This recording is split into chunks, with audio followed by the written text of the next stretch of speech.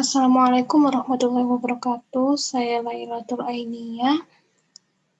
Sekarang saya akan menjelaskan salah satu persoalan yang bisa diselesaikan dengan peta kendali variabel. Persoalannya yaitu berjudul Analisis Peta Kendali Variabel pada Proses Distribusi Air Mineral. Studi kasusnya di PT Tirta Inventama. Pada persoalan ini, data yang digunakan yaitu berasal dari salah satu tugas akhir yang berjudul Pengendalian Mutu Distribusi Air Mineral di PT Tirta Investama menggunakan peta kendali variabel X bar S chart periode September sampai Desember 2018. Datanya bisa dilihat di layar periode September sampai Desember. Pada pengerjaannya sendiri, untuk peta kendali variabel itu ada 5 tahapan. Tahapan yang pertama, uji asumsi keacakan data. Tahapan kedua, uji asumsi distribusi normal. Tahapan ketiga, pembuatan peta kendali variabelnya. Tahapan keempat, pembuatan diagram Ishikawa-nya. Dan yang terakhir itu, analisis kapabilitas proses. Untuk tahapan yang pertama yaitu asumsi keacakan data.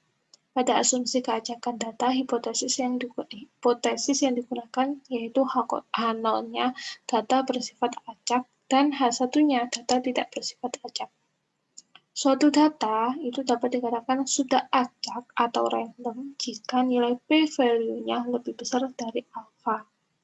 Alfanya sendiri itu 0,05. Di sini bisa dilihat nilai approx p-value for clustering-nya 0,901. Nilai approx p-value for mixtures-nya 0,099. Nilai approx p-value for trend-nya 0,879. Dan nilai approx p-value for oscillation itu 0,121. Di situ kan sudah jelas semuanya bahwa nilai p-value-nya lebih besar dari alfa. Maka ditarik kesimpulan keputusan gagal tolak H0. Jadi, disimpulkan bahwa data telah memenuhi keacakan data. Langkah kedua yaitu asumsi distribusi normal. Pada asumsi distribusi normal, hipotesis yang digunakan yaitu H0-nya data berdistribusi normal, H1-nya data tidak berdistribusi normal. Suatu data dapat dikatakan sudah berdistribusi normal jika nilai p-value-nya itu kurang dari alfa, di mana alfanya itu 0,05. Di sini sudah dilihat pada gambarnya. Gambar ini prosesnya didapat dari menggunakan Minitab. Di situ sudah diketahui p-value-nya itu kurang dari alfa. P-value-nya di situ 0,01.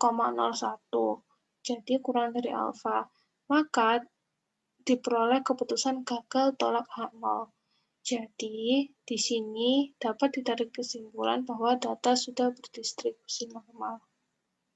Selanjutnya, perhitungan peta kendali variabelnya. Yang pertama, perhitungan X per R-nya. Kalau menggunakan Excel, itu bisa menggunakan rumus yang ada di samping situ.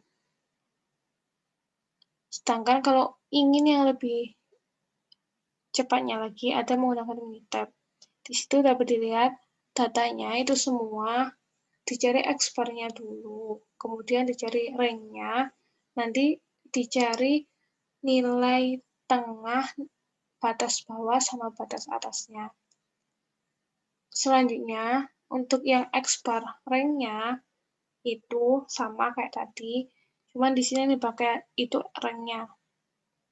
Untuk hasilnya sendiri, sudah dilihat dari peta ini bahwa hasilnya sudah terkendali. Dari yang sampel min-nya, nilai X-bar-nya itu 4,91. Nilai UCL-nya itu 8,475 dan nilai LCL-nya 1,344.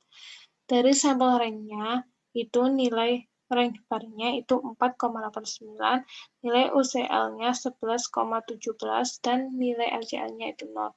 Jadi di sini udah diketahui bahwa hasilnya itu terkendali. Kalau hasil sudah terkendali, selanjutnya dilanjutkan dengan mencari perhitungan X bar S-nya. Sama tahapannya dengan X bar R tadi, bedanya cuma di rumusnya aja. Ini untuk perhitungan yang menggunakan Excel-nya. Ini untuk mencari X bar S-nya.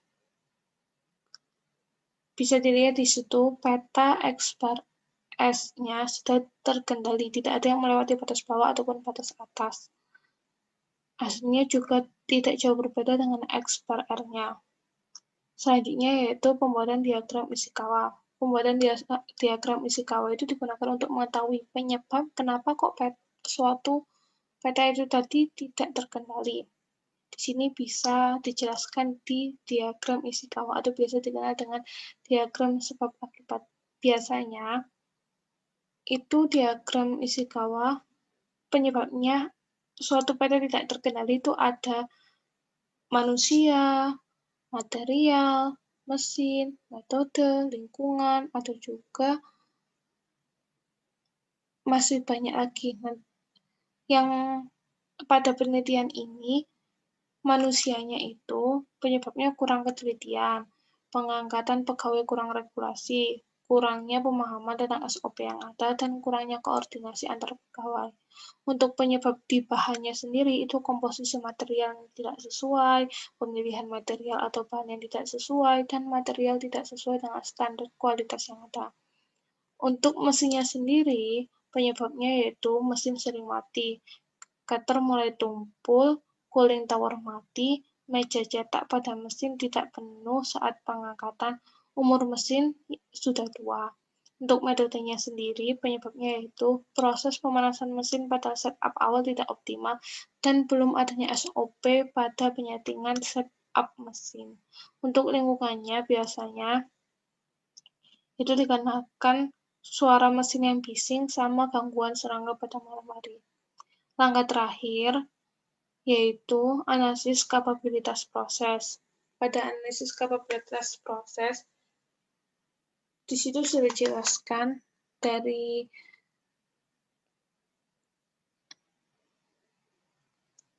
jawaban rinciannya yang pakai rumus sama yang pakai minitabnya. Untuk yang pakai rumus, diketahui nilai CP-nya itu 0,701 dan nilai CPK-nya itu 0,688. Suatu data dikatakan memenuhi asumsi kapabilitas proses jika nilai CP dan CPK-nya itu lebih besar dari 1.